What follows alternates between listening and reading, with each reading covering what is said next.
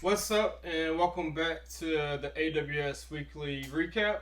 My name is Keidrick Pettaway, and my goal with this weekly recap is to provide you the latest happenings around AWS.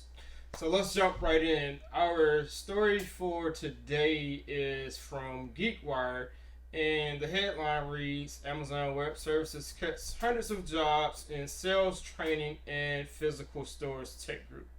Um, as you go on to read the article, it details that most of the cuts or workforce reductions were around the training and certifications area.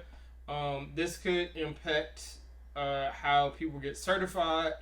AWS has generally done a good job with documentation around certifications, but there's also a lot of independent producers of content that have done a phenomenal job to get people ready for their AWS certifications.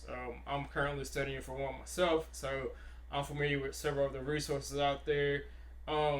This could be good and bad, depending on which way this turns out for AWS and for those seeking certifications on their platform.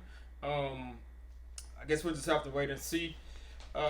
One other thing of note here is that throughout the past 2 to 3 years, it looks like AWS has cut around 27,000 jobs. So that's a large number. I know they do a lot among the true Amazon, so like the delivery drivers, they often ramp up, for seasonal hires and things like that. But this is more on the tech side, so um, just stay tuned.